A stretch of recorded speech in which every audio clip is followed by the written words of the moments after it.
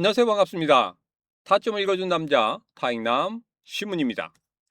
우리 삼성전자 너무 걱정 안 하셔도 된다 이렇게 말씀드렸죠. 제가 여러분들에게 말씀드릴 때 23만 9,500원 그리고 28만 원 500원 여기에서 상승 갭을 만들었기 때문에 이 이하로는 절대 떨어지지 않을 것이다 이렇게 말씀드렸고, 이전에 급등한 이후에 이제는 조정이 나와야 될 때다, 그 조정이 조금 크게 나오더라도 여러분 걱정하실 필요 없다 이렇게 말씀드렸습니다. 자, 그러면 이제 정말 중요한 이벤트가 남아 있습니다. 그 이벤트만 넘어선다고 하면 이전의 고점인 37만 7천 원은 충분히 돌파할 수 있을 것이다. 저는 그렇게 예상을 하고 있습니다. 자, 그러면 어떤 중요한 이벤트가 있는지, 그 이벤트 이후에 우리 삼성전자는 과연 어떻게 흘러갈 것인지, 그런 부분에 대해서 여러분들과 자세하게 이야기를 시작해 보도록 하겠습니다. 오늘도 우리 삼성전자 힘차게 외치면서 시작해 보도록 하죠. 삼성전자 가자.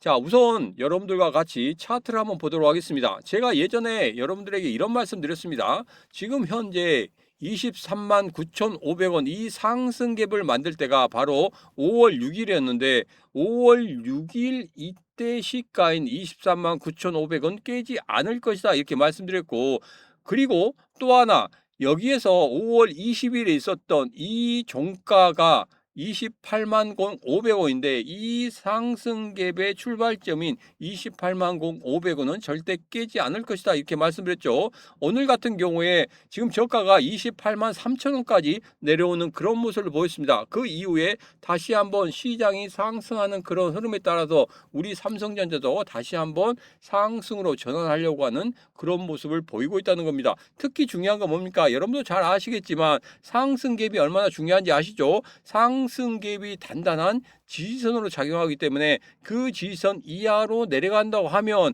정말 커다랗게 폭락이 나올 수도 있겠지만, 여기를 지키는 모습이 보인다고 하면 분명히 다시 한번 정고점을 향한 그런 모습을 나타낼 것이다 이렇게 보시면 되겠습니다. 그래서 저는 삼성전자 결론적으로 말씀드리면 걱정하지 않습니다. 왜? 단기적으로 보는 게 아니라 중장기적으로 보고 있기 때문에 걱정하지 않는다 이 말씀을 드리도록 하겠습니다. 자, 그러면 중요한 두 가지 이벤트가 있다고 했는데 그 두 가지 이벤트 과연 어떻게 나올 거고, 그리고 우리 시장에, 그리고 특히 우리 삼성전자에게 어떤 영향을 줄 것인지 그런 부분 살펴보도록 하겠습니다. 자, 첫 번째입니다. 일본의 금리 결정이 있죠. 이 금리 결정 때 1%대까지 금리를 올릴 수 있다, 이 이야기가 정설처럼 여겨지고 있습니다. 자, 여기에서 가장 중요한 건 이겁니다. 2024년 8월 달에 금리 인상이 있었고, 그리고 2025년 12월 19일에 금리 인상이 있었습니다. 자, 그런데 2024년 8월과 2025년 12월은 전혀 다른 흐름을 보였습니다. 시장이 받아들이는 그 충격파가 아주 강하게 나올 때가 2024년 8월 달이었는데 그때 0.25%포인트 금리 인상을 했습니다. 자, 그런데 시장에서는 동결의 무게를 뒀었는데 그때 금리 인상을 함으로 인해서 엔캐리 트레이드 청산 이 부분이 상당히 크게 부각되면서 급락하는 그런 모습을 보였죠. 우리 시장 같은 경우에도 블랙 먼데이로 마이너스 8% 이상 급락하는 그런 모습을 보였습니다. 자, 그런데 2025년 12월 19일의 금리 인상은 어땠습니까? 그때는 일본이 2024년 8월 달에 그러한 블랙 먼데이가 올 정도로 크게 하락하는 그런 모습을 보면서 미리 예고를 했었다는 겁니다. 그렇기 때문에 시장에 큰 충격파가 나오지 않았다. 자, 이번에 2026년 6월 달 금리 인상에 대해서도 사전적으로 예고를 하고 있습니다. 우에다 총리 같은 경우에 지금 금리 인상을 할 수도 있다. 그리고 2026년도에 두 차례 금리 인상을 할 수도 있다. 이런 이야기를 하고 있다는 겁니다. 미리 얘기를 하고 있기 때문에 이번에도 엔캐리 트레이드 청산 이 부분에 대해서 조금 자유로울 수 있겠다 이렇게 생각하는데, 이게 심리적인 부분이 있습니다. 바로 뭐냐면 1%까지 금리가 올라간다는 겁니다. 일본이 1%까지 금리를 올린다는 거, 이 부분이 시장에서는 조금 악재로 작용할 수 있다는 겁니다. 왜? 마지노선이라는 이 부분이 있습니다. 심리적인 저항선이 있기 때문에 그렇습니다. 그리고 두 번째로는 또 한 번의 금리 인상을 할 수도 있다. 이런 매파적인 발언이 조금 더 강하게 나온다고 하면 시장이 약간 흔들리는 그런 모습도 나타날 수 있다는 겁니다. 그래서 이 흐름에 의해서 우리나라의 환율이 과연 어떻게 변하는지 그 부분도 확인하셔야 됩니다.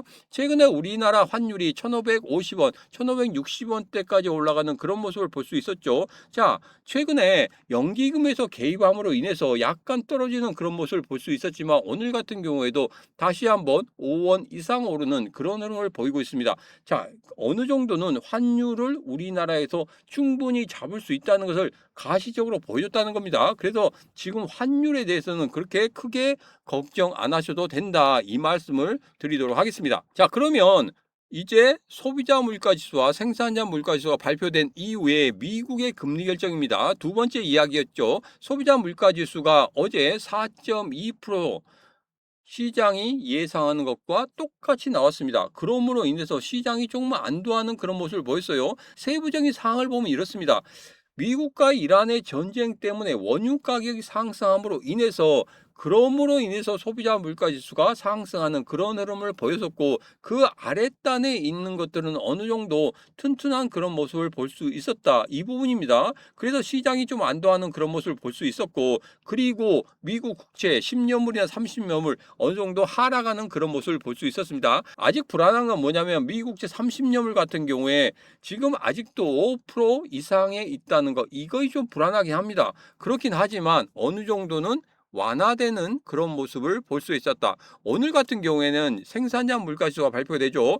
자, 생산자 물가지수가 발표된 이후에 18일 날 금리 결정이 있습니다. 자, 그런데 금리 결정할 때 가장 중요한 게 케빈 씨가 과연 어떤 이야기를 하는지 그 부분이 상당히 중요하다는 겁니다. 케빈 씨가 이제까지 매파적으로 발언을 하고 있었고 매파적으로 행동을 하고 있었다. 시장은 이렇게 인식을 하고 있지만 과연 트럼프 대통령과 케빈 씨 같은 길을 걸어갈 것이니 아니면 케빈 씨가 앞서 있었던 파월과 같이 등을 지고 걸어갈 것인지 이런 부분에 대해서 18일 금리 결정 이후에 케빈 씨가 어떤 발언을 하는지 인터뷰에서 어떤 메시지를 내놓는지 이 부분이 상당히 중요하다는 겁니다. 자, 그런데 여기에서 제일 중요한 건 뭐라고 말씀드렸습니까? 삼성전자에 대해서는 절대 걱정하지 않는다 이렇게 말씀드렸죠. 왜? 실적이 점차적으로 좋아지고 있고 그리고 올해까지는 반도체 사이클상 최고점을 찍는다 이런 이야기가 나오고 있기 때문에 올해 안에는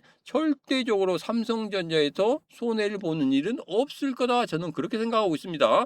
그리고 난 이후에 내년 같은 경우에도 올해 같은 그 상승의 여파를 그대로 가져가지 않을까 이렇게 생각하고 있기 때문에 중기적으로 보신다고 하면 지금 여기에서 두려워할 필요는 없다. 이렇게 한번 눌림목을 가지는 이런 모습은 당연히 나타나야 되고 이 눌림목 이후에 정말 크게 상승할 수 있는 그런 2차 상승이 나올 것이다. 저는 그렇게 생각하고 있습니다. 자, 그러면 이제 투자자들의 매매 동향에 대해서 좀 보도록 하겠습니다. 최근에 환율이 급등하는 그런 흐름 때문에 외국인들이 지속적으로 팔고 가는 그런 모습을 볼 수 있었죠. 어제 영상에도 말씀드렸지만 환율이 급등하는 그런 모습을 나타낸다고 하면은 가만히 있어도 수익을 내지 못하는 그런 모습이 나올 수 있습니다. 그렇기 때문에 외국인들은 일시적으로 매도하는 그런 모습이 나올 수밖에 없었을 겁니다. 최근에 흐름을 보면 이렇습니다. 금융투자나 투신 여기에서 일시적으로 매도하는 그런 모습을 볼 수 있었고 연기금은 그렇게 크게 매도하거나 매수하거나 그런 모습은 보이지 않았습니다. 그러긴 하지만 서서히 흐름이 좀 바뀌고 있다는 이런 부분입니다. 자, 외국인 같은 경우에 다시 한번 매수의 흐름을 보이고 있는데 이 매수의 흐름이 내일까지도 이어진다. 그러면 이제는 눌림목의 끝이고 여기에서 다시 한번 반등하는 그런 모습을 나타낼 수 있을 것이다 이렇게 생각하고 있습니다. 지금 개인들이 굉장히 많이 매수하고 있죠. 개인들이 매수하면은 거기가 꼭지점이다 이런 이야기를 하고 있는데 지금 같은 경우에는 꼭지점이 아니에요. 충분히 눌리는 그 눌림목의 저점에서 매수하고 있다는 것은 아주 잘하고 있다고 저는 생각을 하고 있습니다. 이번 같은 경우에는 정말 우리 개인 투자자들이 영리하게 매수를 하고 있다. 저는 그렇게 보고 있습니다. 그렇기 때문에 다시 한번 일봉을 보면서 여러분들과 이야기하면 이겁니다. 만약에 28만 500원을 이탈하는 그런 모습이 보였다고 하면은 여기에서는 무조건적으로 매도하라고 여러분들에게 말씀드릴 거예요. 그런데 오늘 같은 경우에도 28만 3,000원의 저가를 찍고 올라가는 그런 모습을 볼 수 있었고, 이후에 다시 한번 상승하는 그런 모습이 좀 나오고 있습니다. 자, 그래서 내일 같은 경우에 여기에서 저점을 찍고 다시 한번 반등하는 그런 모습이 나올 것이고, 그 이후에 21선을 상향 돌파하는 그런 모습이 나오고, 그리고 거기에서 지지하는 그런 모습이 나온다고 하면은 분명히 이전의 고점인 37만 7천 원까지도 올라갈 수 있는 그런 모습을 볼 수 있을 것이다. 이렇게 저는 생각하고 있습니다. 자, 그래서 삼성전자 지금 어떻게 대응하느냐, 그 부분이 상당히 중요하다고 했죠. 자, 그래서 여기에서 여러분들 걱정하지 마시고 추가적인 매집의 흐름으로 가시는 것도 괜찮겠다. 저는 그렇게 여러분들에게 말씀을 드리고 싶습니다. 그리고 중기적으로 충분히 수익을 낼 수 있는 그런 구간입니다. 삼성전자 여러분 걱정하십니까? 걱정하지 마십시오. 하루하루의 움직임에 너무 여러분들이 왔다 갔다 하시면 안 된다, 이 말씀 드립니다. 삼성전자 일시적으로 좀 빠지더라도 중장기적으로는 충분히 상승할 수 있고, 그리고 지금 현재 매출액, 영업이익, 당기순이익 어떻습니까? 정말 세계 2, 3위권 안에 드는 그런 흐름이지 않습니까? 그렇다고 하면 믿고 가시는 것도 좋겠다. 이 말씀을 드리도록 하겠습니다. 자, 이제까지 삼성전자에 대해서 알아봤습니다. 자, 삼성전자 관련해서는 절대 불안해하지 말라, 이렇게 말씀드렸죠. 결론은 그 하나입니다. 결론은 그 하나고, 그리고 중요한 두 가지 이벤트가 어떻게 끝나는지 이 부분에 대해서 여러분 꼭 확인을 하셔야 된다, 이 말씀을 드리도록 하겠습니다. 자, 그래서 중요한 두 가지 이벤트와 더불어서 삼성전자가 여기서 눌림목을 가지고 얼마만큼 상승할 수 있을지, 그리고 전거점인 37만 7천 원도 훌쩍 뛰어넘는 그런 모습이 나올지, 그런 부분에 대해서는 제가 영상 아래쪽에 보면 더보기에 신문과 주식시장 같이 하기 링크 있습니다. 그 링크 클릭하시면 바로 카톡방으로 들어오게 되어 있습니다. 그 카톡방에서 여러분들 어떻게 대응하면 좋은지 그런 부분도 말씀드릴 거고, 여러분이 가지고 계신 다른 주식 같은 경우에 어떻게 대응하면 수익이 날 수 있는지 그런 부분도 같이 고민하는 그런 카톡방입니다. 카톡방 들어오셔서 여러분들 같이 하시면 되겠습니다. 오늘의 영상은 여기까지입니다. 오늘의 영상 마음에 드셨다 생각하시면 구독, 좋아요, 알림 설정, 그리고 공유를 통해서 같이 하시면 되겠습니다. 오늘도 언제나 당신 편, 타점을 읽어준 남자 타익남 시문이었습니다.